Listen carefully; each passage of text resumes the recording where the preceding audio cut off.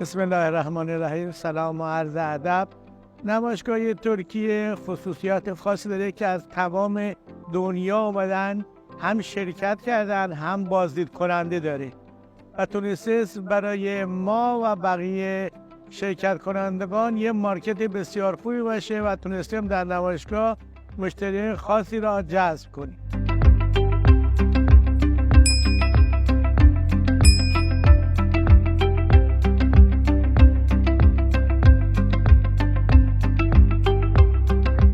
دستگاهی که ما در نمایشگاه عرضه کردیم دستگاه تراش CNC بوده که استقبال بسیار خوبی شده در نمایشگاه، یا دستگاه ذوب کانتینیوس کاستینگ و دستگاه لیزر بوده که استقبال بسیار خوبی داشتیم در نمایشگاه ترکیه و از نوآوری‌هایی بوده که امسال داشته.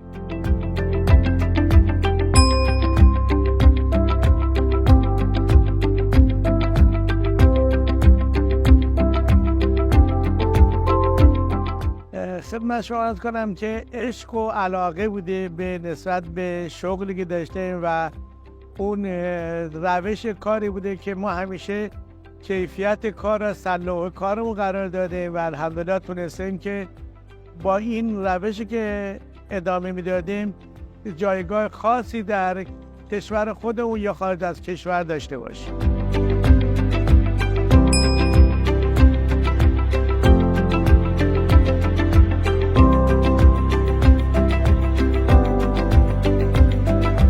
نمایشگاه تبریز و نمایشگاه مشهد که میتونیم در خدمت دوستان باشیم که اگر که اشتیاق داشته باشن در خدمتشون باشیم و ماشین‌های جدیدمون اونجا مشاهده کنیم. ممنون، سپاسگزاریم از زحمت شما که در تمام فرصت‌ها در کنار صرف اطلاع و جواهر و ماشین سازا بودید. تشکر مخصوص در جناب آقای معید.